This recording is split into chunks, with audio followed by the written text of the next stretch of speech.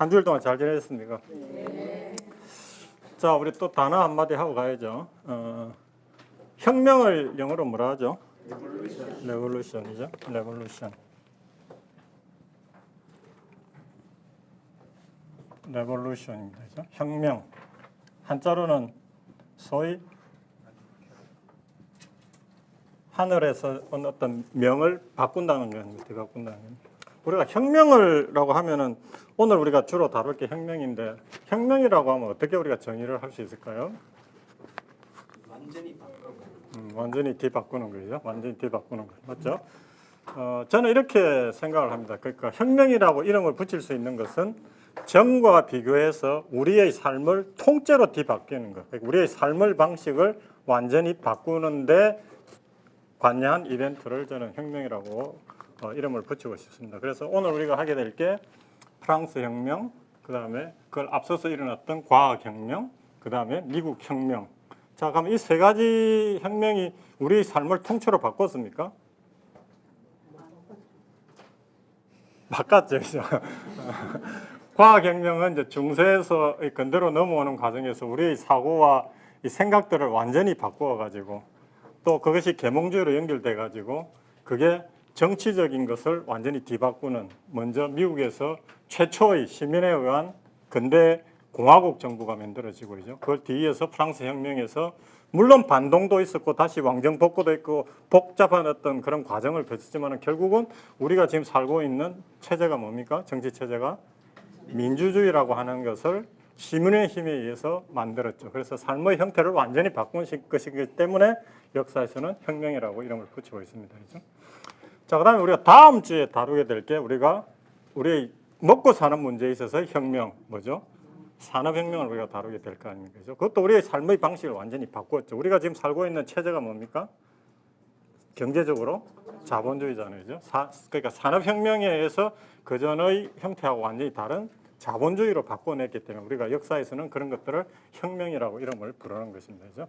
그래서 혁명이라고 하는데 요거와 좀 반대되는 의미로 우리가 쓸 수 있는 게 뭡니까? 혁명하고 반대되는 거는 보통 뭐 에볼루션이라고 또 이야기를 하고 있죠. 에볼루션. 에볼루션은 뭡니까? 진화죠, 진화.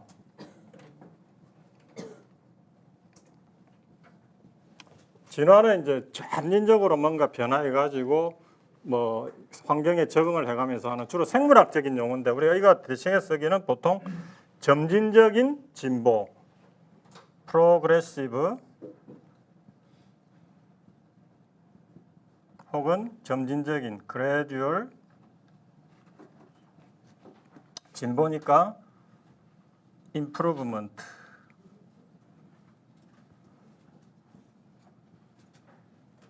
혹은 betterment 이렇게 우리가 할 수 있겠죠. 그죠? 그래서 보통 뭐 정치에서 양당제를 하거나 우리가 살아가는 우리의 이념의 그 지형을 약간 이분법적으로 나누어 보면은 뭔가 잘못된 것을 좀 한꺼번에 바꿔보자 하는 이제 혁명적인 변화를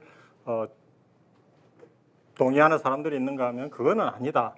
서서히 세상사라고 하는 것은 서서히 변화를 해가면서 점진적으로 개선을 해나가고 점진적으로 뭔가 개선을 해나가는 거다. 이렇게 이제 많이 나뉘기도 하죠, 그죠? 나뉘기도 하는데 오늘 우리가 이 혁명의 과정을 보면은 이것 없는 이것도 있을 수 없고 또 이것만으로 해가지고 어떤 것들이 뭐가 누적이 된 어떤 부조리나 모순이 생기면은 결국 이거로 갈 수밖에 없고 그래서 우리가 살아가는 세상에 있어서 서로 뜻을 모아서 점진적으로 뭔가 잘못된 것이 있으면 개선해 나가고 변화를 해 나가면은 굳이 이걸 안 거치고 갈 수도 있는데 이런 것들이 잘 되지 않고 뭔가 자꾸 쌓여가지고 부조리, 부정, 부패, 모순 이런 것들이 쌓여지면은 이렇게 갈 수밖에 없는 그런 구조인 것을 우리가 역사를 통해서 한번 보면서 이런 것들을 우리 현재의 삶에서도 우리가 이런 거 가지고 이제 계속 이념으로 나뉘어 가지고 싸우기도 하고 그러는데 우리가 결국 역사 공부하는 것이 뭡니까? 역사에서 뭔가 과거를 살았던 우리의 선대들의 그 경험을 통해서 현재를 우리가 살아가면서 무엇을 배우고 무엇을 깨달을까 하는 것이기 때문에 과거의 그래서 오늘 우리가 다룰 것이 현재 상당히 영향을 주고 있는 상황이고 또 우리가 배울 점이 많은 그런 것이 아닌가 생각합니다. 그래서 먼저 시작을 할 게 이제 아까 말했던 각각에 있는 혁명에 영향을 미치는 이제 정신적인 부분에서 영향을 줬던 과학혁명하고 계몽주의부터 시작하도록 하겠습니다. 자, 우리가 이제 강의를 쭉 시작한 게 처음에 중세부터 시작을 했지 않습니까? 그죠? 중세부터 시작했고, 중세는 제가 이야기했다시피 위에서 만들어져서 된 어떤 종교의 이름으로 던져진 걸 그냥 수동적으로 받아서 믿을 수밖에 없고, 개인의 어떤 자유나 어떤 자율이란 것은 숨을 쉴 수 없는 그런 시대였는데, 자, 그 중세가 깨어지는 계기가 뭐였죠? 우리가 이때까지 두 번에 걸쳐서 해왔는데 제일 처음에 일어났던 게 이제 십자군 전쟁이죠. 그다음에 흑사병이 돌았고, 그다음에 이제 새로운 바닷길을 찾아서 대항해 나가게 됐고, 그러면서 이제 다른 문명하고의 접촉이 일어나기 시작했고, 또 일어났던 게 이제 우리를 머리를 지배해왔던 종교가 이제 개혁이 됐죠. 이제 종교 개혁이 됐고, 그다음에 이제 그런 과정에서 그 기득권을 형성하고 있던 귀족들이 많이 죽고 이러면서 왕의 힘이 강해지고 이런 이제 사회의 어떤 근본적인 어떤 변화가 이제 일어나면서 근대로 넘어온다고 했지 않습니까? 그죠? 유럽에서 종교의 그 틀을 부수는 어떤 그런 종교 개혁도 일어났고 또 종교로 인해서 피 터지게 서로 싸우고 그러면서 저번 시간에 했던 이제 30년 전쟁이란 것을 이제 마지막으로 해서 이제 소위 사람들 속에서 자기 나라라는 어떤 개념, 그러니까 영토 그리고 우리나라 사람들이라고 하는 어떤 동질성, 그래서 주권, 영토 이런 개념들이 이제 생겨나기 시작을 했다 그랬죠. 그래서 이제 근대로 넘어온다고 그랬지 않습니까? 그럼 이제 그 근대로 넘어오는 데서 이제 르네상스하고 연결해 가지고 결국은 사람의 머리가 이제 바뀌면서 그 머리 바뀌어진 이념이나 정신이 현실에 나타나서 이제 제도의 개혁으로 나타난 것이거든요. 그래서 이제 정신에서 이제 어떤 변화가 있었는가를 우리가 한번 보도록 하면 이제 과학혁명을 이제 제일 먼저 이야기를 할 수 있겠는데, 코페르니쿠스 1543년에 이 사람이 이제 천동설이 이때까지의 주류였죠. 천동설이라는 건 뭡니까? 이제 지구를 중심으로 모든 세상이 돌아간다고 생각을 했던 거죠. 이제 처음 이제 그 이론을 정리했던 거는 이제 그리스 시대 프톨레마이우스라는 그 사람이 지구를 중심으로 모든 별들이 돌아간다라는 걸 천동설을 이제 하고 사람들은 다 이게 당연한 걸로 생각을 하고 있었던 거죠. 그래서 이제 이때 코페르니쿠스라는 사람이 처음으로 아니다. 지구를 중심으로 모든 것이 돌아가는 것이 아니라 지구가 태양을 중심으로 해서 돌아간다라고 이야기를 하기 시작한 겁니다. 자, 그게 이제 어떤 의미인가를 생각을 해보죠. 그때 이제 사람들은 이런 생각을 한 거죠. 갑자기 지구가 돈다고 하니까 사람들이 우리가 도는 행성 위에 있으면 우리가 떨어져 나가고 어떻게 여기 땅에 발을 붙이고 사냐, 말도 안 된다라고 생각을 이제 했는 거죠. 그러니까 이제 과학적인 생각이 전혀 없고 중세라고 하는 거는 모든 것이 어떻게 해서 돌아간다? 신의 뜻에 의해서 돌아간다라고 생각을 했었기 때문에 성경에도 그때 이제 절대 진리의 어떤 근거가 되었던 성경에도 사실은 지구를 중심으로 이 행성이 돌아간다라는 말씀은 어디에도 없습니다. 없는데 이제 그 하나님이 이 인간을 만들었고 이 지구를 만들었기 때문에 당연시 이제 사람들이 받아들이고 이 지구가 딱 고정이 돼 있고 모든 하늘 위에 보이는 별들은 지구 중심으로 돌아간다. 너무나도 당연하게 그걸 받아들이고 있었기 때문에 천동설이 당연한 거였는데 처음으로 코페르니쿠스라는 사람이 아니다. 지구가 태양을 중심으로 해서 돈다라고 하는 이제 전대미문의 어떤 발표를 하게 된 거죠. 그래서 우리가 통상 너무나도 이때까지 해오던 거하고 전혀 다른 어떤 색다른 발상을 하거나 말을 하거나 할 때 우리가 보통 표현할 때 그러잖아요. 코페르니쿠스적 전환 이런 것들이 이때까지 모든 사람이 이렇다라고 다 동의를 하고 있었는데 전혀 다른 의견을 이야기해요. 그러니까 우리는 지금 당연하다고 하지만 이 시대적 상황으로 우리가 한번 들어가서 상상을 해보면은 정말 획기적인 어떤 그 발표와 선언을 이제 코페르니쿠스가 했던 거죠. 그런데 이제 그 시대에는 이제 사람들한테 먹혔겠습니까? 먹히지 않고 이제 좀 이상한 사람으로 몰리고 이제 이렇게 돼 있었던 거죠. 여기에서 이제 조금 이제 다른 이야기를 해보면 최근에 제가 조선일보에 육동인 씨가 쓰는 글을 보니까 좋은 대비를 했던데 코페르니쿠스가 천동설이 아니고 지동설이 맞다라고 주장할 때 우리나라에서는 무슨 일이 있었다? 1453년 처음으로 서원이 만들어졌더라고요. 우리나라 최초의 서원이 어디입니까?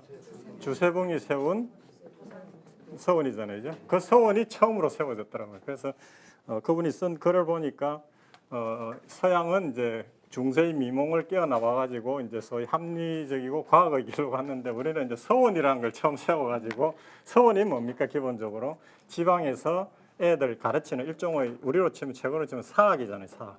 근데 그거로 갔으면 좋았는데 그게 뭐의 근거지가 된다? 선비들 그리고 파가 아닌 사람들의 하나의 중심지가 되면서 이것이 뭐가 됩니까? 앞으로 일어나게 될 당쟁의 근거지가 되거든요. 그래서 전혀 다른 길로 갔다. 이 시대에 그런 이제 재밌는 또 그 일이 일어났더라고요. 자, 그래서 천동설, 지동설 우리가 한번 봅시다. 이 과학혁명을 간단하게 한번 정리를 하면은 코페르니쿠스, 그 다음에 케플러, 갈릴레이, 뉴턴으로 이렇게 이어집니다. 이어지는데 기본적으로 이제 이전에는 모든 세상 질서하고 모든 것들이 신의 뜻, 하나님의 말씀 그리고 종교에 의해서 돌아간다고 생각했는데 그게 아니다. 이제는 지구가 중심으로 모든 것이 도는 것이 아니라 지구도 태양을 중심으로 도는 별의 하나에 지나지 않는다라고 하면서 이제 과학적인 객관적인 근거 이제 과학에 대한 이제 시각이 나오기 시작하면서 코페르니쿠스가 이제 그렇게 이야기를 했고 이제 케플러라는 사람은 이제 그걸 계속 관찰을 한 이 앞에 브라하야라는 또 사람이 있어요. 그 사람은 평생을 별을 관측을 하면서 지낸 사람이거든요. 덴마크에서 또 핍박을 받아서 이쪽으로 그 체코 쪽으로 이제 망명을 해서 케플러한테 연결이 되는데 그 사람은 평생 별을 관찰했더니 아, 이 사람 말이 맞을 수도 있겠다라고 이제 본 거예요. 그래서 이제 케플러는 처음으로 뭘 가지고 이제 했냐면은 망원경을 이제 그때 사람이 이제 돋보기를 하나만 가지고 볼 때하고 두 개를 가지고 이렇게 보니까 좀 달라 보이거든요. 그래가지고 이제 처음으로 망원경을 개발을 하게 되는데 이 망원경을 가지고 이제 이때만 해도 지금과 같은 고율의 어떤 망원경을 만들지는 않았겠지만은 최대한 해가지고 배율이 높은 망원경을 만들어가지고 실제 관측을 해가지고 갈릴레오는 이제 이 지동설이 맞다라는 것을 이제 자기가 밝혀낸 겁니다. 근데 이제 이 사람이 그때 당시 그 교황의 친구였어요. 친구였는데 종교가 지배하는 사회에서 이 사람의 주장을 과감하게 펼 수가 없잖아요. 근데 이제 과감하게 폈는데 이때 이제 갈리로가 나왔던 시절이 어땠냐면 우리가 저번 시간에 살펴본 종교로 서로 막 구교 신교가 나뉘어서 싸우고 종교 전쟁을 할 시점이기 때문에 가톨릭 입장에서는 이 사람이 주장하는 주장이 너무 위험한 사고였던 거예요. 그러면 안 그래도 가톨릭이 지금 막 공격을 받고 있는데 갑자기 천동설이 아니고 지동설이다 그러니까 이 사람이 이제 그래서 어디에 회부가 됩니까? 종교재판에 회부돼 가지고 판결을 어떻게 받아요? 네가 말하는 게 이제 재판가 아니라 교황도 개인적으로는 갈릴레오의 의견을 맞는 것이라고 수긍은 했는데 아까 말했던 그런 종교적 명분과 정치적 상황을 고려해가고 그 종교 재판에서는 너가 틀렸다. 그래서 이제 갈릴레오한테 너가 그것이 틀렸다라고 인정을 하면 살려주겠다 해가지고 이제 무죄로 나오면서 갈릴레오가 한 말이 유명하잖아요. 이제 그래도 지구는 돈다. 이제 이렇게 하여튼 그 시절이 그런 시절이었습니다. 자기가 알고 있는 과학적 지식을 마음대로 밝힐 수도 없고 이제 그런 시간이었고 이렇게 이제 지내오고 이제 이 사람 때에 와서 이제 또 되는데 이 사람이 누구죠? 뉴턴. 이 사람은 이제 1600 중반대 영국 사람이잖아요. 영국 사람. 자, 그 시절에 영국은 아까 저번 시간에 했던 1600년대 영국은 어떤 시기를 거쳤죠? 정치 혁명을 거치고 있었잖아요. 1600 엘리자베스 이후로부터 청교도 혁명, 명예혁명까지 거의 100년에 걸쳐서 정치 혁명을 할 때 이제 그 찰스 2세라는 사람이 있었잖아요. 뒤에 그 왕정 복고를 해가지고 한 사람이 있었는데 그 사람이 이제 가톨릭의 입장에서 다시 왕정 복고로 돌아갔지만은 그 사람이 했던 일 중에 또 우리 세계사에 유명한 걸 남긴 거는 자기가 왕이 과학자들을 지원해가지고 영국에 지금까지도 있는 왕립협회라는 걸 만들어줘요. 왕립협회. 그러니까 케임브리지 대학하고 옥스퍼드 대학에 뉴턴을 비롯한 그 시절의 유명한 과학자들이 서로 와서 토론하고 연구할 수 있는 왕립협회라는 걸 만들어줍니다. 거기 소속 과학자였거든요. 이 사람이 이제 뉴턴이 이제 거기 소속으로 연구를 하다가 1670년대 영국에 전염병이 돕니다. 그때 그랬을 때 왕립협회 회원이었던 뉴턴이 이제 자기 시골로 돌아가고 전염병을 피해가지고 시골로 돌아가서 2년간 응거를 합니다. 그 보면은 이제 그 시절에 이제 이 사람이 이제 자기가 생각했던 걸 갖다가 이제 연구하면서 그걸 정리해서 책으로 내게 되죠. 그 책이 너무나도 유명한 책 들어보셨죠? 프린키피아라고.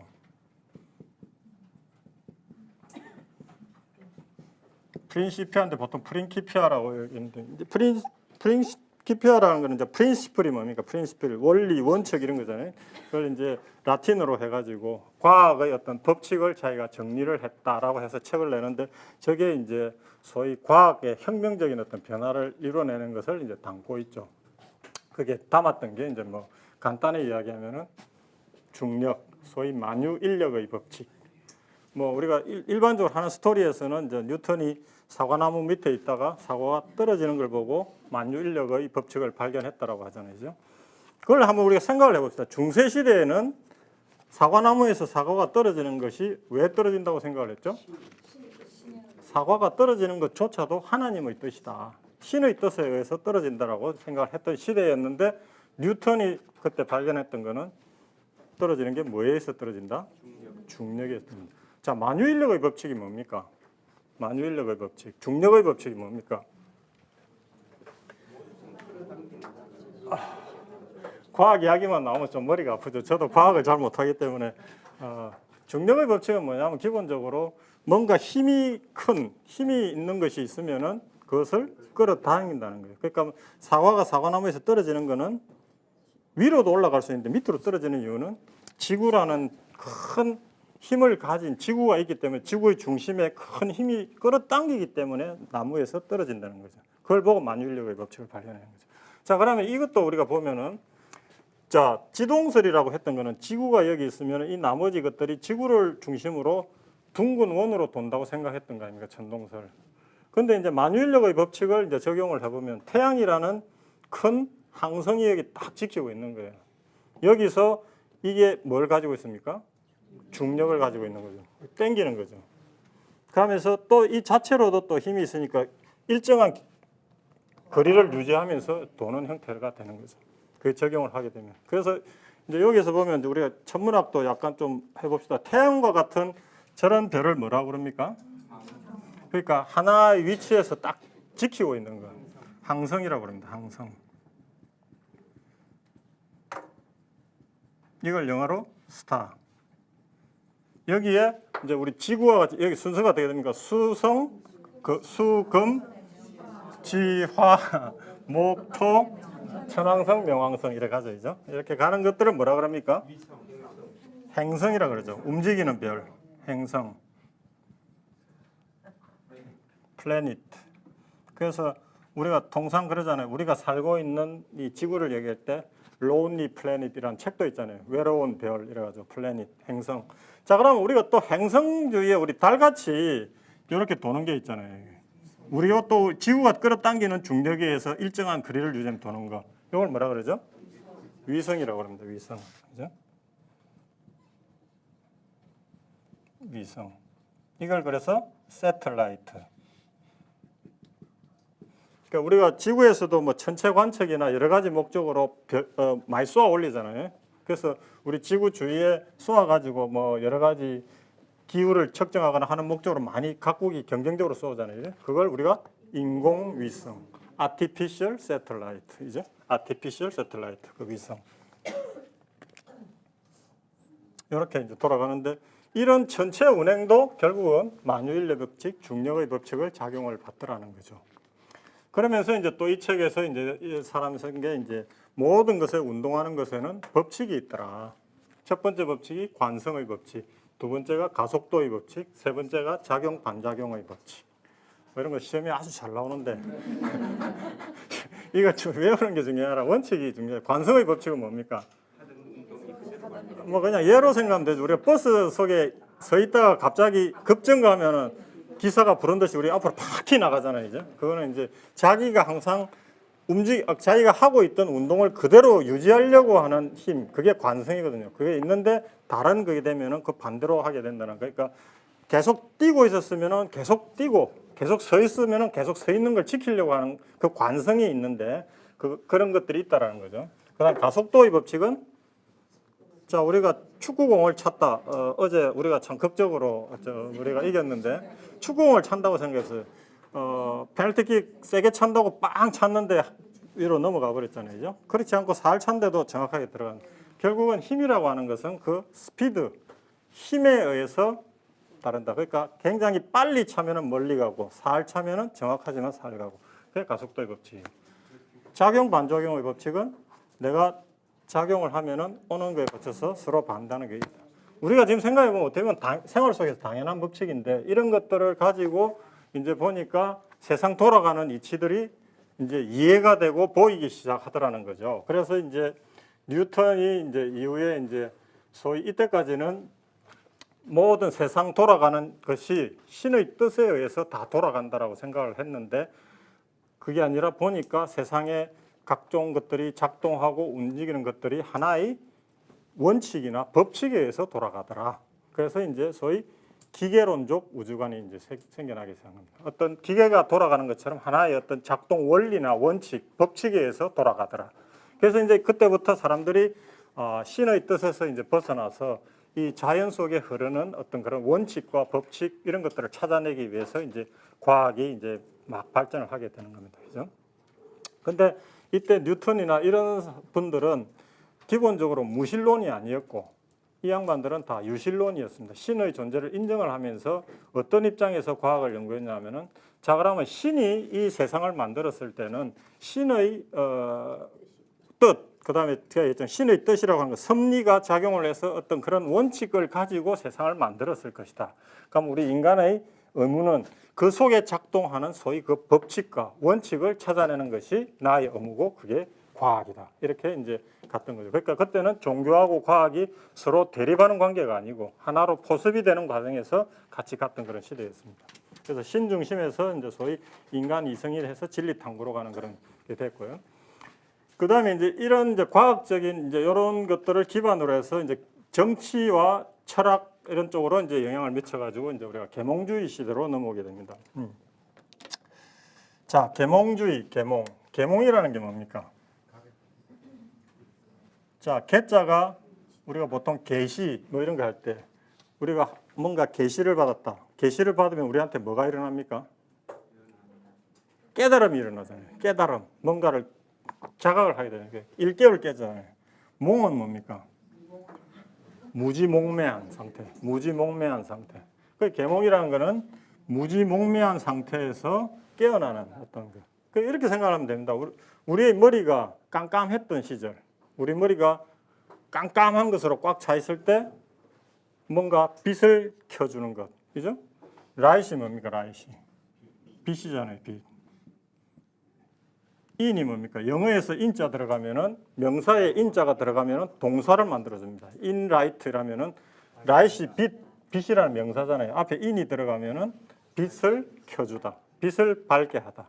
그러니까 우리 깜깜했던 막혀있던 우리 머릿속에 불을 켜주는 인라이트먼트, 그게 계몽주의입니다. 자, 그래 어떻게 해서 이제 인간의 머리를 깨주는 그런 쪽으로 갔냐면 여러 가지 그게 나오는데 우리 유명한 이때 과학자나 뭐 철학자들은 좀 알아놓을 필요가 있죠. 이 사람이 아까 말했던 코페르니쿠스, 갈릴레오, 뉴턴. 지금 사실 뭐 세상 돌아가는 것을 획기적으로 바꾼 분들입니다, 사실은. 자, 이게 이제 그 뉴턴이 그때 썼던 필로소피 내추럴 프린시피아, 그러니까 자연 철학에 대한 기본 원칙, 법칙을 찾아냈다는 거죠. 그래서 이 양반이 이제 그때 아까 코페르니쿠스가 했던 거, 케플러가 했던 거 갖다가 전부 다 수학적으로 다 풀어낸 거예요. 수학적으로. 그래서 이 양반이 이제 우리 수학 배울 때 머리 아팠던 미적분도 이 양반이 만들어냈고. 천재죠. 자, 이제 철학 쪽에서 보면 이 사람이 베이컨, 먹는 베이컨이 아니고 영국의 철학자 베이컨, 데카르트, 홉스, 이 사람은 칸트, 이 사람은 존 로크, 몽테스큐에 루소, 대표적인 이제 이때 당시 철학자고 계몽 사상가입니다. 자, 데카르트는 이제 그 대륙적 프랑스에서 큰 철학의 흐름을 만들어낸 사람입니다. 이 사람이 한 말이 유명한 게 뭐죠? 나는 생각한다, 고로 존재한다. 이죠? 나는 생각한다, 고로 존재한다. 이 사람이 생각했을 때는 세상 만물이라는 게 계속 변하고 뭐 추상적으로 변하기도 하고 계속 변하는데 그 변하는 것 속에서 그 변하는 것을 생각하는 나 자신은 변하지 않는 것 같거든.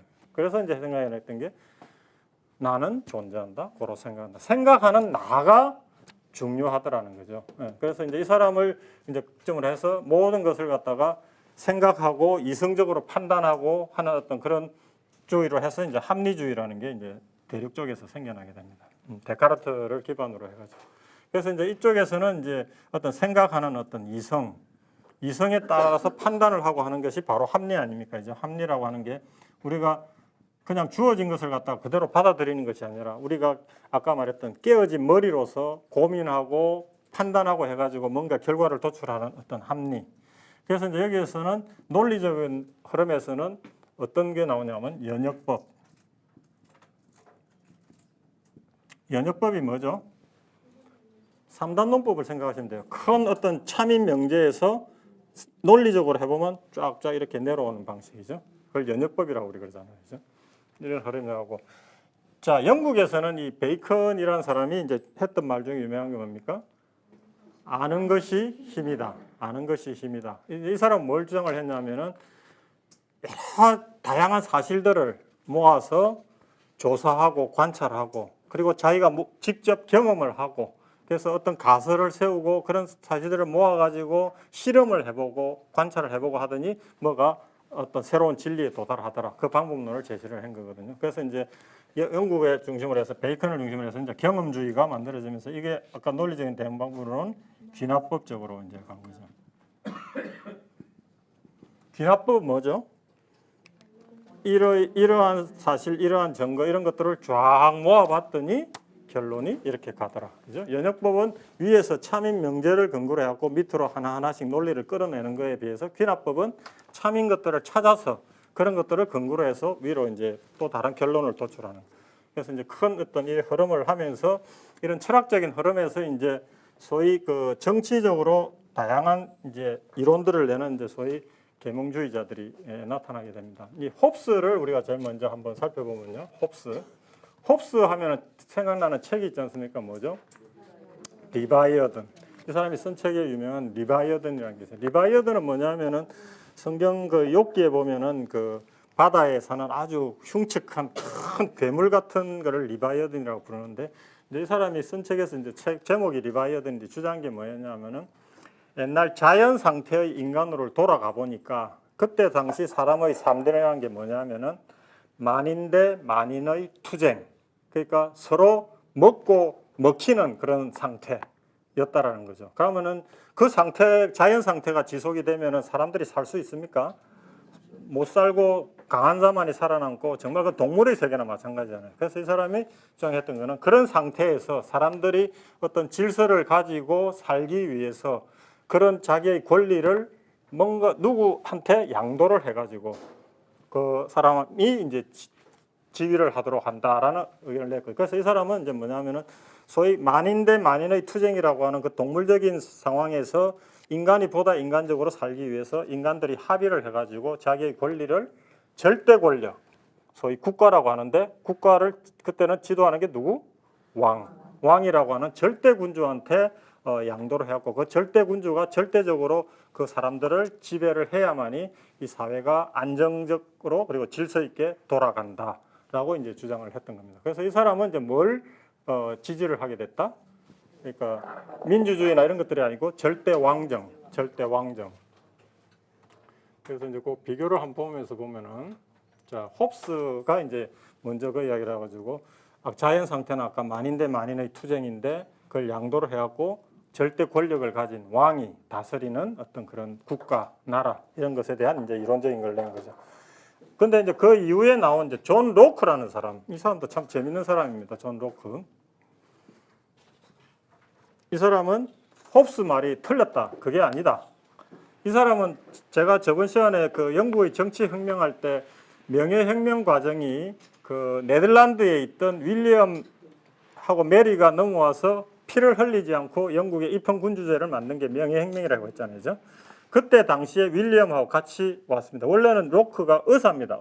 의사인데 이 사람이 이제 글도 잘 쓰고 사상이 뛰어났던 사람인데 영국에서는 이제 좀 박해를 받아가지고 네덜란드에 망명을 해 있었던 거죠. 그러면서 아까 말했던 그 윌리엄하고 명예혁명 과정에 다시 영국으로 들어와가지고 자기의 이제 이론을 이제 정립을 하는데 이 사람은 아까 홉스가 말했던 만인 대 만인의 투쟁 상태이나 그 원시적인 우리 자연적인 삶이 사람들은 기본적으로 선하고 착하기 때문에 평화를 이루면서 살았다. 그러니까 홉스는 약간 성악설에 가까웠고요.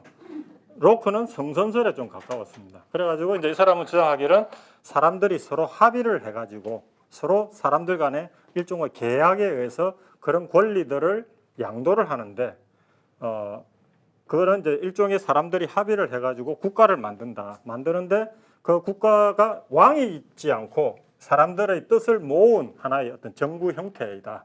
그러니까 이제 정부를 사람들의 뜻을 모아가지고 만든다는 거죠. 그러면서 그 정부가 사람들의 뜻에 만약에 맞지 않고 잘못된 걸 간다면 그 정부조차도 뒤바꿀 수 있는 권리를 사람들이 가진다라고 하는 일종의 사회 계약서를 제시를 하게 된 겁니다. 존 로크. 그래서 어떻게 보면 존 로크가 그때 당시에 영국의 명예혁명 과정을 지켜본 사람이기 때문에 그 과정을 보면서 저런 이론이 나올 수도 있었고요. 그래서 이제 이 존 로크의 사상이 어디에 제일 영향을 미치냐면 사실은 우리가 다루게 될 미국 혁명에 큰 영향을 줍니다. 소위 그 사람들이 자기네들의 어떤 합의해 가지고 정부도 만들 수 있고 그다음에 그 정부가 잘못됐을 때는 그 사람들이 뒤바꿀 수도 있고 그런 이제 소위 사회 계약서를 냈고요. 루소도 이제 로크하고 좀 비슷한 그걸 했는데 이 사람은 이제 좀 더 로크보다 한 단계 더 나가가지고 사람들이 직접 어떤 그런 그 정치 자체를 할 수 있다라고 하는 조금 더 급진적인 어떤 그런 계몽주의 사상을 제시를 했고요. 그래서 이제 홉스는 절대 왕정을 지지하는 이론을 냈지만 로크, 루소 이런 사람들이 사회 계약서에 의해서 미국 혁명, 프랑스 혁명의 사상적인 배경을 제공하는 어떤 그런 사상을 제공했다는 거죠. 그 다음에 이제 볼테르, 몽테스키에 이래 있죠, 그죠? 몽테스키에는 어떤 책을 지었습니까? 상권 분립이죠. 상권 분립, 입법, 사법, 행정이 분리되는 거죠. 그에 대한 이론을 제시를 했고요. 그래서 이제 이 또 사상을 채택을 하고 미국이 그런 정치 체제를 만드는 이 사람 사상을 많이 근거를 했습니다. 그래서 존 로크, 몽테스키에, 루소 뭐 이런 사람들. 그 다음에 이제 계몽주의에서 우리가 그냥 읽고 넘어가는데 저는 이게 굉장히 중요한 어떤 상징적인 거라고 생각하는데 이때 소위 달랑베르, 디드로 이런 사람들이 백과사전을 만들었다고 우리가 세계사를 보면 잠깐 언급하고 가잖아요, 그죠? 근데 사실은 이때 그 두 사람이 주도를 했습니다. 디드로하고 달랑베르가 주도를 했지만은 여기에 말한 여러 이 계몽 사상가들이 다 참여해갖고 30년에 걸쳐서 만들어낸 책이 백과사전이거든요. 백과사전. 우리가 영어로 뭐라 그럽니까? 엔사이어클로피디어라고 그러죠. 엔사이어클로피디어. 근데 이게 이제 계몽주의에 있어서 저는 상징적인 어떤 사건이라고 생각하는데 생각을 한번 해봅시오. 중세 때 이때까지의 세상에 있어서 지식의 가장 근본은 뭐였습니까? 신중심의 종교였단 말이죠. 그죠? 근데 백과사전은 어떻게 편찬을 합니까? A에서 Z까지 순서대로 모든 지식을 집대성한 게 백과사전 아닙니까? 이 사상의 근저에는 뭐냐면은 지식에는 상대적인 우열이 없다. 단지 A에서 Z까지 상대적인 순서만 있을 뿐이다. 그래서 자기네들이 알고 있는 지식을 집대성해서 엔사이어클로피디어라는 걸 만들어낸 겁니다. 그건 상징적으로 뭐냐면은 우리가 알고 있는 지식들이 다 정리가 될 수 있고 거기에는 어떤 상대적인 우열이 없다. 옛날에 중세 때 했으면은 백과사전을 그때 만들었다고 하면 앞부분에 전부 다 뭐였겠어요? 신중심의 종교 이런 것들이 있지 않겠습니까? 그것이 앞에 다 차지하고 뒤에 짜투리로 조그마하게 갔을 텐데 백과사전은 그냥 A에서 Z까지 순서대로 모든 발견한 지식, 검증된 지식들을 모았다라는 거죠. 그죠? 그래서 이 백과사전이라는 게 이 계몽주의를 상징하는 가장 대표적인 거라고 생각을 합니다. 자, 우리가 이따가 세 번째 시간에 청나라를 할 건데 제 개인적으로는 이거는 최근에도 많이 밝혀지고 이랬는데 명나라 때 예수교를 통해서 그 예수교 선교사들이 명나라, 청나라 들어왔잖아요, 그죠? 그 사람들이 서양 문물을 전하기도 하고 또 역으로 그 사람들이 중국의 철학 이런 것들을 번역해가지고 유럽으로 많이 가져갔습니다. 그래서 그때 뭐 우리가 통상 이야기하는 중국의 철학서들 있잖아요. 노노맹자대학 중용 이런 것들이 번역이 돼서 유럽으로 간 거죠. 그래서 저는 개인적으로 생각할 때 이 계몽주의 사상에 우리 중국 철학이 저는 많은 영향을 사실은 미쳤다고 생각합니다. 우리가 들어보면 존 로크 사상 어디서 많이 안 들었습니까? 맹자 사상하고 비슷하잖아요. 맹자 논자가 기본적으로 계속 강조했던 게 뭡니까? 그 민중들 백성들을 사랑하고 군주로서 그걸 하고 그 다음에 그 천자이긴 하지만 민중들의 뜻을 모아서 나라를 만들고 잘 통치하고 그게 계속 맹자론에 나오는 이야기들 아닙니까? 그 이제 맹자가 또 제시했던 게 혁신적인 사상이 만약에 그 군주가 백성들을 잘 못 다스리면은 뭘 할 수 있다? 역성혁명 그 제시를 했지 않습니까? 그 저는 존 로크의 사상을 보면 그 맹자의 사상하고 너무 유사해요, 사실은. 그래서 존 로크나 이 계몽 사상가들이 그때 그 천주교 선교사들이 가지고 온 중국 철학서를 굉장히 좋아했다고 그럽니다. 많이 읽고 열광적으로. 그래서 제가 볼 때는 이 사람들의 사상적 배경에 중국의 어떤 그런 고대 서적들도 저는 영향을 많이 미쳤다. 근데 이 서양사에서 이런 것들은 되게 감추죠. 별로 강조를 안 합니다. 사실은. 근데 그만큼 교류가 있었다는 거죠. 뭐 그렇다고 중국 철학이 저는 아주 잘해가지고 뭐 이거보다 낫다라고 이야기하는 게 아니라 그만큼 교류가 됐다는 거죠. 그 뭐 그렇다고 해가지고 제가 첫 시간에 이야기했듯이 중국 철학이 뛰어나서 서양보다 우리가 낫다라고 할 게 뭐가 있습니까? 이 사람들은 어찌됐든 건 이런 걸 해가지고 그걸 잘 응용해가지고 현실에서 이루어냈잖아요. 근데 중국은 그 좋은 철학적인 사상 이런 걸 가지고 있으면서 그걸 어디에 썼다? 제가 말했잖아요. 예라는 걸 만들어갖고 사회 질서를 유지하려고 하는 어떤 지배층들의 유교 이념에만 이용이 된 거 아니에요. 물론 뭐 개개인의 어떤 수양이나 삶의 철학으로도 작동을 했지만은 사회를 전체 움직이거나 변화하는데 그 철학이나 이념이 이용을 못한 거 아닙니까? 그죠? 그러니까 물론 중국의 어떤 그런 사상들이 영향을 미치긴 했지만은 꽃피운 것들은 이 계몽주의 이런 사상들이었다는 거죠. 우리가 다시 한번 그런 것도 되새겨 볼 수 있는 상황이라고 생각합니다.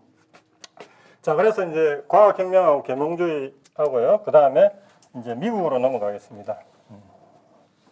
저 개인적으로는 미국사를 참 좋아합니다. 미국사를 좋아하고 미국을 좋아한다는 뜻이 아니고요. 미국사를 보면은 사실은 미국사만 가지고도 사실 우리가 공부할 게 굉장히 많고 사실은 미국사를 제대로 한번 보면은 우리가 살고 있는 현대사가 다 보이거든요. 사실은 미국사에서부터 현대사 그대로 같이 온 거니까.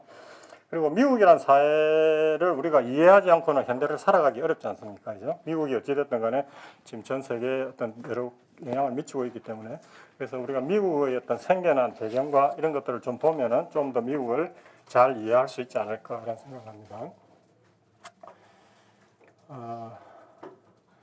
그 전에 미국이 얼마나 복받은 나라인가를 우리가 한번 보죠. 여기가 미국 아닙니까? 그죠? 굉장히 복받은 나라예요, 사실은. 우리가 지금 한번 보세요. 지금 세계 소위 선진국이 어디에 있는가 보면은 북이 한 요 정도에 대부분 다 있거든요. 여기. 유럽. 우리나라도 거기 들어가죠, 이죠? 여기가 어떻습니까? 기본적으로 보면은 기후가 좋아요, 그죠? 사계절이 있으면서 사람들이 더운 거 추운 것도 있지만 또 적당히 따뜻하고 추운 것도 있는 기후가 좋거든요. 그래서 세계에서 통계를 한번 내보니까 여기에 선진국들이 집중돼 있고 사람들의 IQ도 이 지역이 상대적으로 좀 높다고 그럽니다. 근데 이제 미국이 또 왜 복받은 나라냐 하면은 세계에서 땅이 제일 큰 나라는 어디입니까? 러시아. 2등이 캐나다. 그 다음에 이제 미국, 뭐 중국 이렇게 가는데 그 나라 토지 중에서 사실은 중요한 게 얼마만큼 경작이 가능한 토지가 많으냐 하는 것인데 세계에서 경작 가능한 면적이 제일 많은 나라가 미국입니다. 미국. 두 번째가 놀랍게도 인도입니다. 인도. 세 번째가 중국입니다. 중국. 그래서 보면은 그러니까 인도는 나라는 사실은 좀 작은데 인구가 굉장히 많잖아요. 이제. 그러니까 여기가 상당히 여기가 농경이 가능한 그런 땅이 상대적으로 굉장히 비율이 높다고 합니다. 그래서 인구가 그렇게 많은 거죠. 그러니까 미국은 지금 인구가 한 3억 5천 정도 되고 중국은 뭐 13억에서 15억 왔다 갔다 하잖아요. 이제. 그러니까 그만큼 경작 면적이 많았기 때문에 그 많은 인구들을 먹여 살릴 수 있다는 거죠. 근데 미국은 이 넓은 땅에 3억 5천이라는 사람이 살면서 농경이 가능한 땅이 굉장히 많은 그런 나라니까 얼마나 복받은 나라입니까? 좋은 기후에, 그죠? 그런 복받은 나라인데 원래 주인은 누구였어요? 네이티브 아메리칸이. 인디언들인데 그 사람들은 지금 이제 소수화돼 가지고 가보시면 인디언 레저베이션이라고 인디언 보호구역에 다 쫓겨가 살면서 이제 이쪽에서 넘어온 사람들이 다 살잖아요, 이제. 요새는 이제 어디서 제일 많이 옵니까? 이쪽, 예. 남미 쪽 멕시코에서 제일 많이 오고 우리 아시아에서도 많이 가죠, 이제. 우리나라도 이민이 가서 지금 한 몇 배만 되죠, 가서 사시는 분들이. 그런 나라입니다. 한번 보죠. 자. 미국의 이제 식민지 개척은 이제 1600년대 이제 처음 시작이 됩니다. 그래서 두 갈래로 이제 들어가게 되는데 제일 처음에 이제 영국에서 이쪽으로 들어왔던 게 이쪽 지금 버지니아라고 하는 이쪽에 1600년에 처음으로 이제 들어오면서 1607년에 제임스타운이라는 게 이제 처음 만들어집니다. 그 다음에 저번 시간에 얘기했던 그 영국 정치혁명 과정에서 영국에 있는 청교도들을 뭐라고 부르었다고 그랬죠? 퓨리턴들이 이제 앵글리칸 처치 성공회와 가톨릭의 박해를 피해서 1차적으로 네덜란드 갔다가 네덜란드 가니까 말이 잘 안 통하고 막 불편해서 애들 교육도 못 시키겠다 해가지고 일단의 105명이 배를 메이플라워를 타고 오죠, 이죠. 그래서 여기에 플리머스라는 데 처음으로 도착을 하게 됩니다. 메이플라워. 그래서 이제 이쪽에 이제 소위 뉴잉글랜드 지역하고 두 갈래로 이제 시작이 되는데 미국 사람들은 이쪽을 별로 강조를 안 하고 이쪽을 되게 강조를 많이 합니다. 굉장히 좀 스토리가 있잖아요, 그죠? 뭔가 고난의 역사를 딛고 만드는 듯한 스토리가 되는 쪽이니까 이쪽보다는 이쪽을 더 강조를 합니다. 하는데 이 두 갈래로 이제 시작이 됐습니다. 그래서 이제 여기 처음 도착해갖고 여기 이름을 버지니아라고 지었어요. 그때 당시에 여왕이 누구였댔죠? 영국의 엘리자베스 평생 독신으로 살았잖아요. 그죠? 그래서 처녀를 영어로 버진이라고 그러잖아요. 그래서 처녀의 땅, 이래서 버지니아라고 이제 이름을 지었던 겁니다. 여기. 근데 이제 처음에 이제 이 사람들이 와서 만든 정착존이 이랬는데 이제 뭐 볏집으로 짓고 이랬는데 처음에 이쪽으로 왔던 사람이 이제 어떤 사람들이었냐 하면은 이제 처음에 이제 이쪽의 이민을 장려하기 위해서 이제 영국에서는 일종의 주식 행사 형태로 만들면서 만약에 이 새로운 신세계에 가서 정착을 해서 하면은 주식을 주겠다. 근데 이제 돈이 없으니까 가족이 가면은 가족들 머릿수대로 주식을 주겠다고 해가지고 이쪽으로 이주를 막 권장을 한 거예요. 권장을. 근데 이제 권장을 해서 거기에 1억 천금의 꿈을 가지고 이제 지금 왔는데 온 사람들이 뭐 농사 지을 줄을 아는 사람도 별로 없고 전부 도시에서 살다가 온 사람들이기 때문에 처음에 와가지고 어마어마하게 많이 죽고 고생을 많이 했다라고 합니다. 많이 반 이상이 죽고 어떻게 해야 될지도 모르고 그랬는데 여기에 살던 소위 인디언 원주민들의 도움으로 생존을 하게 되는 거죠. 이 여자가 누구냐면은 그 원주민 추장의 딸 포카혼타스 들어봤죠? 디즈니의 만화 영화로 만들어져 가지고 엄청 히트쳤는 영화 있잖아요. 거의 다 굶어 죽게 생겼는데 이쪽 원주민들이 도와준 거죠. 도와주면서 옥수수도 갖다 주고 뭐 이러면서 그래서 이제 이 여자는 이제 여기에 와 있던 그 계층민 중에 한 명하고 결혼까지 해가지고 런던에 가서 막 완전 칙사 대접을 받으면서 엄청나게 그 소위 센세이션을 일으킵니다. 근데 이제 그게 런던에서는 이 여자를 띄울 수밖에 없었던 게 자, 식민지에 가면 이렇게 이쁜 여자하고 결혼도 할 수 있다. 가면 일확천금도 할 수 있다. 어찌됐든 간에 자꾸 실로 보내야 이게 개발이 되니까 그렇게 많이 회자가 돼서 그런 것들이 이제 좀 포장이 돼가지고 이제 소위 포카혼타스라는 그런 스토리로 만들어졌고 만화영화까지도 만들어졌는데 처음에는 하여튼 가서 무지무지하게 고생도 했고 그랬습니다. 그래서 이제 이 개척 역사에서 이제 조금 성격이 많이 달라지는데 여기에 가서 이제 원주민들한테서 뭘 우리가 받으면서 가능성을 보게 되냐면은 담배. 그래서 버지니아가 담배 집산지로 유명해집니다. 지금도 버지니아 슬림 뭐 이런 쪽 담배들 많이 나오잖아요. 여기서 담배 산업이 크게 일어납니다. 그러면서 이제 이쪽으로는 그 이후에 이제 좀 귀족들, 그러니까 영국에서 소위 그 땅 많고 중간 이 재산이 많은 사람들을 뭐라 그랬죠? 젠틀이라고 했잖아요. 젠틀맨이 나온 젠틀이. 중국으로 치면 향신 계층하고 비슷한 그 젠트리 계층이 이쪽으로 많이 와서 소위 그런 대농장 이런 것들을 이제 경영을 하기 시작하는 남부의 역사가 시작이 됩니다. 그 다음에 이제 북쪽은 이제 아까 말했던 퓨리턴들이 소위 이런 배를 이제 타고 105명이 이제 영국에서 어려움을 겪고 이제 플리머스라는 데 이제 처음 도착을 하게 되죠. 그러면서 이 사람들이 이제 배 속에서 그래서 이 사람들을 이제 부르기를 필그림 파운더스라고 그러죠. 필그림 순례 어떤 아버지들. 그래서 미국 사람들은 이제 이 사람들을 자기네들의 어떤 그 시조 아버지로 많이 이야기를 하죠. 그래서 와서 배 속에서 서로 맹세를 하지 않습니까? 우리가 합의해서 자치 정부를 세운다. 서로 어떤 그런 자치 서약을 하면서 이제 이게 들어오는데 이 사람들의 성격이 주로 굉장히 신앙적인 종교적인 자유를 찾아서 온 사람들이었기 때문에 그런 부분에 대한 도덕성이나 이런 것들이 굉장히 강했던 사람들이죠. 그런데 이제 이 사람들도 뭐 자기 나라에서 농사 경험이나 이런 것들이 거의 없는 사람들, 도시민들이 많았거든요. 그래서 와서 이 사람들 1년 내에 반 이상이 죽습니다. 그래가지고 거의 뭐 다 죽을 뻔했는데 이것도 이제 거기에 있던 원주민들의 도움을 받습니다. 원주민들이 옥수수, 뭐 고구마 이런 것들 갖다 주는 작물로서 이제 연명을 하면서 이제 이게 이제 첫 해를 지내고 이제 살아남은 사람들이 그 마지막 해에 수확한 걸 가지고 감사하는 장면, 소위 땡스기빙 첫 번째 추수감사절이죠. 무슨 많이들 보시는 거죠, 이제 보면은 이제 여기에 이제 자기네들이 수확한 거 놓고 기도하고 있는 모습이고 뒤에 보면은 인디언들이 앉아서 구경하고 있습니다. 이 사람들은 도대체 뭘 먹으면서 파티를 하고 있는 건가?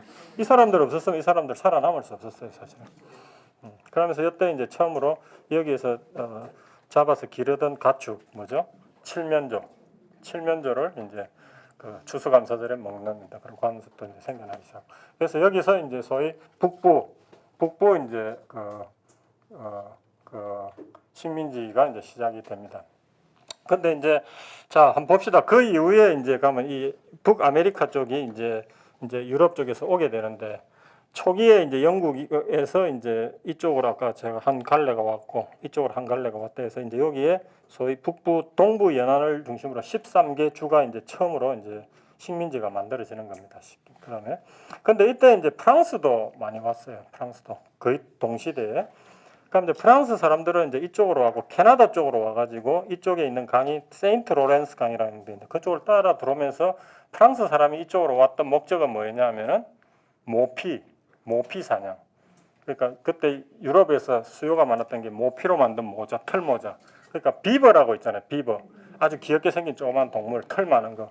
그 개들 잡아가지고 껍데기 확 벗겨가지고 모자 만들어가지고 유럽에서 엄청나게 수요가 하면서 가격이 비쌌거든요. 그래서 프랑스에서 이쪽으로 돌아가지고 이 사람들은 계속 강 따라서 이쪽으로 내려온 거예요. 그럼 뭐 모피 수요를 대기 위해서 비버를 잡으려고 쭉 훨씬 더 넓은 땅을 자기네들이 그걸 했어요. 자, 그런데 이제 여기에서 큰 차이가 이제 벌어지게 되는 게 영국에서 온 사람들은 기본적으로 가족 단위로 정착을 하기 위해서 여기서 완전히 이제 본국으로 안 돌아가고 먹고 살기 위해서 온 사람들이기 때문에 주로 해변가에 정착을 하면서 농경을 하기 시작을 한 거고요. 그리고 이제 언제든지 본국하고 연결할 수 있는 바닷가에 정착을 한 거고. 프랑스 사람들은 이쪽으로 돌아가고 모피 사냥을 해야 되니까 사냥꾼 혼자 왔겠죠. 혼자 입장에서 와가지고 땅을 개척을 하면서 이제 이거는 비버를 많이 획득을 해야 되니까 인디언들하고도 상당히 우호적으로 지내면서 넓은 지대를 이렇게 하게 된 겁니다. 그래서 이제 프랑스 사람들이 돌아가지고 여기 이제 도시를 만들었던 게 지금 있는 몬트리올, 퀘벡 이런 데들이 이제 만들어진 겁니다. 그래서 지금도 캐나다 속의 도시지만 불어를 더 많이 쓴다고 그러지 않습니까? 그런 거 만드는 거고. 이제 조금 있다가 이제 이 프랑스가 이제 이 영국하고 싸움에서 이제 뺏기게 되는 이제 그것도 하게 될 텐데. 그러면서 이제 이쪽은 프랑스적인 같고 이제 이쪽에서는 스페인이 이 플로리다주하고 이쪽 그 텍사스 이쪽은 이제 스페인이 하고 있고 초기에는 이제 영국 이쪽이고 뒤에서 이제 영국이 들어와서 이쪽에 일부 하고 이쪽 허드슨만을 개발해갖고 이제 영국이 있던 상황입니다. 그래서 이제 이쪽 아카디아 지방 이쪽 지역 뭐 이쪽은 아직까지도 프랑스 그 영향이 많이 남아 있다고 그럽니다. 이렇게 이제 초기 미국의 식민지 개척은 이제 이렇게 갔고요. 그래서 이제 최초에 이제 계속 이렇게 오지 않습니까? 이제 오는 사람들이 어떤 사람들이냐면은 기본적으로는 제일 처음에 왔던 사람들은 이제 아까 얘기했던 종교적 자유를 찾아서 온 사람들, 그죠? 그래서 이제 처음에 왔던 사람들이 이제 퓨리탄이 왔고요. 퓨리탄이 왔고 그 다음에 프랑스에서 밖에 봤던 사람들이 누구라 그랬죠? 위그노들도 왔고 그 다음에 영국에서 소위 그 퀘이커 교도 들어보셨죠? 퀘이커 교도는 무교회주의자들 아닙니까? 근데 이제 퀘이커라는 게 뭐냐면은 몸을 부르르 떨다 이걸 퀘이크라 그러거든요. 흔들다 떨다. 저 사람들은 교회 성직자가 있는 교회에 나가는 것이 아니라 나는 나 혼자서 성경을 보고 기도하고 해서 성령을 받아들이면은 이제 그때 자기가 각성이 되면 몸을 부르르 떨었대요. 각성이 돼요. 그래서 이제 퀘이크 교도라고 이름이 붙여졌는데 이제 이런 사람들이 이제 뒤에서 이쪽으로 오게 되는. 그래서 이제 우리가 이제 좀 착각을 하면 안 되는 게 뒤에 이제 현대 미국에서도 제가 좀 말씀을 드리겠습니다만은 이 뭐 13개 주가 하나하나 똑같지 않아 이렇게 생각할지 모르는데 이 13개가 다 성격이 달랐어요. 하나의 나라나 마찬가지였어요.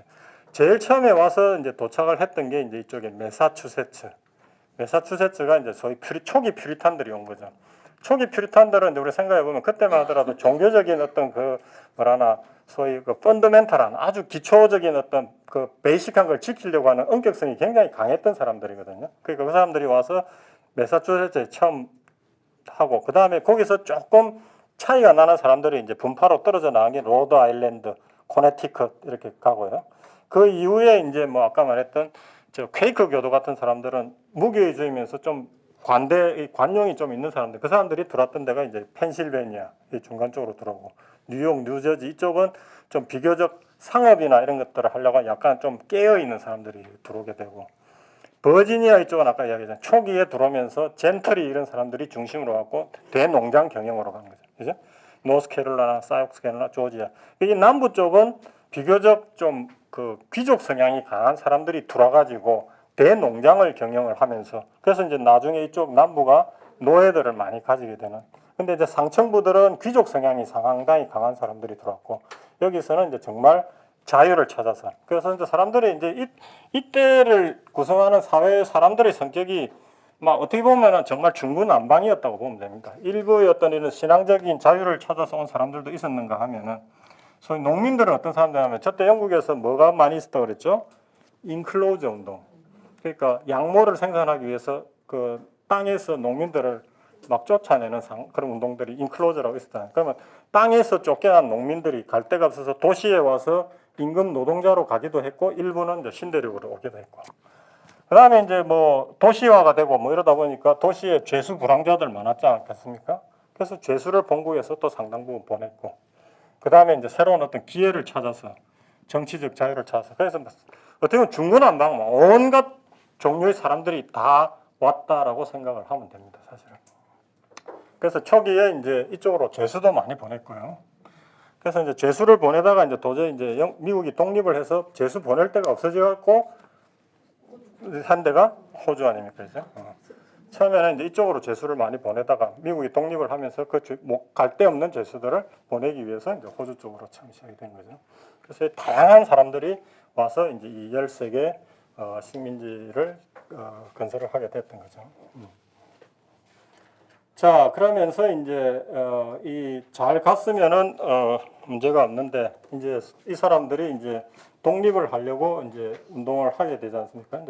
그래서 이 독립의 운동은 이 사람들이 처음으로 신대륙에 온 게 1600년대 초에 와가지고 이제 100년쯤 지나면 1700년대에 들어오지 않습니까? 그죠? 1700년대 들어오면 생각을 해보십시오. 100년이 지났으면은 그 본국에서 온 사람들도 있지만은 대다수 사람들은 그 땅에서 자라난 2세들이 이제 주역이 되는 거죠. 1700년대 초후적으로 들어오면. 이제 그 사람들이 이제 생각을 하게 되는 거지. 본국의 영향력에서 살게 되는데 왜 우리가 본국의 영향력에서 살아야 되지 하는 반감이 생겨나는 거죠. 1세대들은 아무래도 본국과 유대 관계가 높겠죠. 그래서 저는 미국의 역사를 보면서 제가 전에 일본 역사 이야기할 때 했던 거 그랬는데 우리가 자꾸 이야기를 하는데 일본 역사는 우리에 의해서 진행된 거야라고 자꾸 이야기를 하는데 물론 제가 이야기했잖아요. 일본의 초기 역사 시작은 한반도에서 넘어간 소위 도레인들에 의해서 시작이 됐다. 그래서 1차가 뭐 가야, 신라, 고구려 갔고 그다음에 근초고왕 때 갔고 그다음에 2차로 대거 넘어간 거는 백제가 멸망하면서 갔다고 그랬죠. 그런데 이제 백제가 멸망하면서 그때부터 일본이 자기네들 중심으로 가겠다고 텐무천황 때 이제 국가도 정하고 천황도 만들고 그다음에 고집기 뭐 일본 세기도 만들었다 그랬잖아요. 저는 비슷하다고 생각을 해요. 처음에 갔던 사람들이 이제 사고 그 일본에서 태어난 2세대들이 태어나면서 왜 우리가 한반도하고 계속 연결을 가져야 돼? 한반도는 우리를 멸한 신라가 잡았는데 반감이 생기면서 일본이 독자적으로 갔을 거라고 생각을 하는 거와 비슷하게 미국도 처음에 영국과 유럽에서 넘어갔는데 이제 100년쯤 지나면서 자기네들의 문화와 이런 것들을 만들면서 왜 우리가 영국과 유럽에 계속 매여 살아야 돼? 이제 우리도 독자적으로 가야 되지 않을까 그런 생각을 하지 않았을까 그런 생각을 좀 해봅니다. 좀 쉬고 다음 연결해서 계속하겠습니다.